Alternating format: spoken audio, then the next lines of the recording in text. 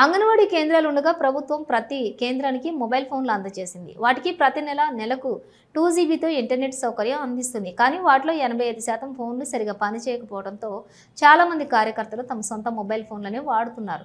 Internet కూడా నెలకు 2 GB చాలకపోవడంతో తమ సొంత డబ్బులతో అదనంగా మరో 3 GB వరకు రీఛార్జ్ చేసుకోవాల్సి వస్తుందని అంగన్వాడీలు ఆవేదన వ్యక్తం చేస్తున్నారు. అంగన్వాడీ కేంద్రాల ద్వారా పోషకాహార పంపిణీలో సాంకేతిక సమస్యలు తలెత్తే కార్యకర్తలు, లబ్ధిదారులు ఇబ్బందులు పడుతున్నారు. ఇక పోషకాహార పంపిణీకి లబ్ధిదారులు ముఖ ఆధారిత గుర్తింపునకు ప్రవేశపెట్టిన యాప్లు మొరాయిస్తూ ఉండటంతో గంటల తరబడి కేంద్రాల వద్ద వేచి ఉండాల్సి వస్తుంది.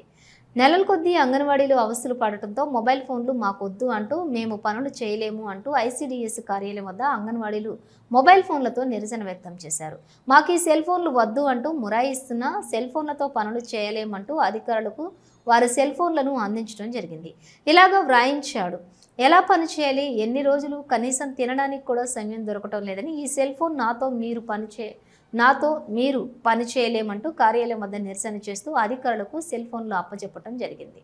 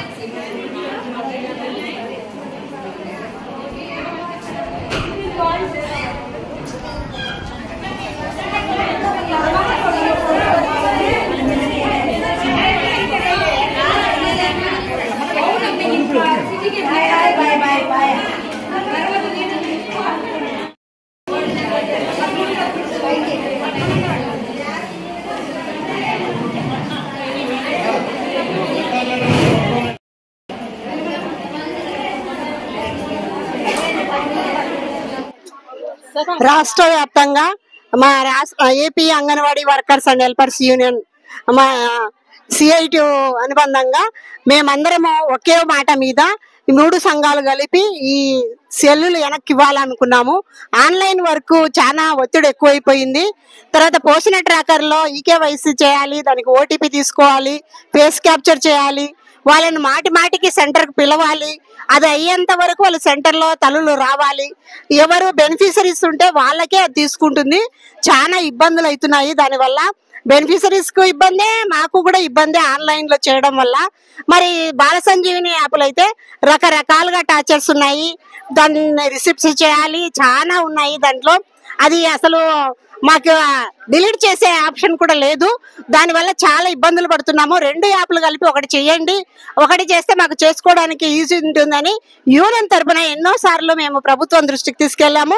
కానీ అది మాకేం పట్టించుకోవడం లేదు. మేము అడిగినప్పుడంతా వేరు యాప్లు కలుపుతూ ఇంకా పనిని పెంచుతున్నారే తప్ప పనులు తగ్గించడం లేదు. దీనివల్ల చాలా సఫర్ అవుతున్నాము. కాబట్టి ఇది రాష్ట్ర పిలుపు మేరకు అందరం ఉక్కుమ్మడిగా రాష్ట్రం అంతా సెల్లులు వెనక్కి ఇవ్వాలనుకున్నాము. ఆఫ్లైన్ పని చేయాలనుకుంటున్నాము. ఇది సరిపోదనుకోగా మళ్ళీ PMJY అని మాకు అప్పగిస్తున్నారు. అది కూడా ఆన్లైన్ వర్కే. ఆన్లైన్ వర్క్ లో ఇప్పుడే చేయలేక తలమునకలై అనకలాడుతున్నాము. దీనివల్ల బీపీలు, షుగర్లు పెరిగి మాకు హార్ట్ అటాక్లు కూడా వస్తున్నాయి. దీనివల్ల చాలా ఇబ్బందులు పడుతున్నాము. మళ్ళీ కొత్త స్కీమ్ తీసుకొచ్చి మా నెత్తిన రుద్దుతున్నారు. ఇది మేము చేయడం చాలా కష్టం అనుకుంటుంటే మళ్ళీ కొత్త స్కీమ్ తీసుకొచ్చి మాకు ఇవ్వడం ఇది సవ్యం కాదు. ప్రభుత్వం దృష్టికి తీసుకెళ్తున్నాము. మేమైతే ఇవి చేయలేము. మాకు ఒకే యాప్ కావాలి ఖచ్చితంగా. ప్రభుత్వం వచ్చినా మరి 90 రోజులకే మీకు మంచిగా మీకు జీతాలు పెంచుతాము, మీ కోరికలన్నీ నెరవేరుస్తామని చెప్పారు. మరి 90 రోజులు అయిపోయి, సంవత్సరం అయిపోయి, 2 సంవత్సరాలు అయిపోతున్నా కూడా ఇంతవరకు మాది పట్టించుకోవడం లేదు. జీతాల విషయం ఊసేత్తడం లేదు. ఇంతవరకు వేతనాలు పెంచుతామనేది అసలు లేనే లేదు. కానీ మేము చేసే వర్క్ కు ఆయన ఇచ్చేది చాలా తక్కువ, అది గుర్తించాలి. కానీ ప్రభుత్వం దృష్టికి తీసుకెళ్తున్నాము. మేమైతే ఇప్పటి నుండి ఆన్లైన్ పని చెయ్యము. మా పర్సనల్ సెల్లులలో నుంచి కూడా చెయ్యము. ఏ యాప్లన్నీ డిలీట్ చేయబడతాయి. ఎవ్వరం ఎక్కడే కానీ ఆన్లైన్ వర్క్ చెయ్యము, మాన్యువల్ గానే మేము రికార్డులో రాసుకొని మేము ఆఫీస్ నుంచి వచ్చిన సెల్లులన్నీ రిటర్న్ ఇవ్వడం జరుగుతుంది. ఎందుకంటే 2014లో చంద్రబాబు గారు వచ్చినప్పుడు కాస్ అనే మొబైల్ ఇచ్చారు. అప్పుడు ఆయన మొబైల్ ఇచ్చినప్పుడు వర్క్ చేశాము.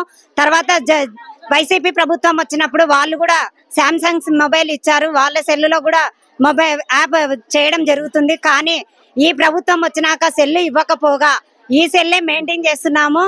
కానీ దీంట్లో ఇది ఇంతవరకు ఈ సెల్లులో యాప్ అనేది అప్డేటే లేదు. అసలుకు మేము మా పర్సనల్ మొబైల్లో నుంచే ప్రతి ఒక్క వర్క్ చేస్తున్నాము. ఇంతవరకు ఆఫీస్ సెల్లులోంచి ఒక్క వర్క్ కూడా చేయడం లేదు. మేము పర్సనల్ మా భర్తలు కానీ పిల్లలవి కానీ తీసుకొని మేము ఈ మెంటల్ సెక్షన్ భరించలేకపోతున్నాము. అన్ని యాప్లు కలిపి ఒక యాప్ గా మార్చమని అడుగుతున్నాము. తర్వాత ఈ ప్రభుత్వం వచ్చినాక బిఎస్ యాప్ అన్ని కొత్తగా ఇచ్చారు. దాంట్లో వచ్చేసి రిసిప్టులు, తర్వాత అన్ని రిసిప్ట్లు, రైసు, దాలు, ఆయిల్, మిల్క్, ఎగ్గు, బాలామృతము అన్ని రిసిప్ట్లు చేయాలి. ఆ రిసిప్ట్లు అన్ని వచ్చిన తర్వాతనే మేము ఫోటో క్యాప్చర్ చేయాలి. కానీ ఏ ఒక్కటి సరుకు రాకపోయినా కూడా వాళ్ళకు మళ్ళీ వచ్చినప్పుడు మళ్ళీ రిసిప్ట్ చేసి మళ్ళీ ఒక్కొక్క మనిషికే 5 ఫోటోలు తీయాల్సి వస్తుంది. ఇది చాలా ఘోరమైన పరిస్థితి, టార్చర్ ఉంది. మాకే కాదు లబ్ధిదారులకు కూడా చాలా టార్చర్ ఉంది. తర్వాత పోషణ ట్రాకర్ లో కూడా ఈకేవైసీ ఫోటో క్యాప్చర్ చేసి దాని ద్వారానే టీహెచ్ఆర్ ఇవ్వాలని చెప్తున్నారు. లేకపోతే బెనిఫిషరీస్ కి సరుకు రాదని కూడా చెప్తున్నారు. దీంతో బిఎంజీవై పథకం కూడా ఇంకోటి ఇచ్చారు ఈ మధ్యనే, అది కూడా సెల్లులోనే చేయాలని చెప్పారు. మేము అందుకే ఈ రోజు ఈ ప్రాజెక్ట్ ఆఫీస్ కి సెల్లులన్నీ రిటర్న్ ఇవ్వడం జరుగుతుంది. 5G కానీ 6G కానీ సెల్లు ఇచ్చి ఒకే యాప్ చేస్తే తప్ప మేము సెల్ వర్క్ చెయ్యము, ఆఫ్లైన్ లోనే చేస్తాము. రేపటి నుంచి సెల్ వర్క్ అంతా మొబైల్ అంతా ఆఫ్ చేసేసి ఆఫ్లైన్ లోనే చేయడం జరుగుతుంది. AP anganwadi workers and helpers union CITU అనుబంధం Nandyal urban project. Hello, Nandyal news 10 మీ చుట్టూ జరిగే సంఘటనల్ని మా దృష్టికి తీసుకురావాలి అనుకుంటున్నారా? అయితే ఇంకా ఆలస్యం ఎందుకు? మా వాట్సాప్ నెంబర్ 9849700865కి సమాచారాన్ని ఎప్పటికప్పుడు పంపించండి. మా నంద్యాల న్యూస్ 10 ద్వారా మీ సమస్య పరిష్కరించుకోవడానికి ముందడుగు వేయండి.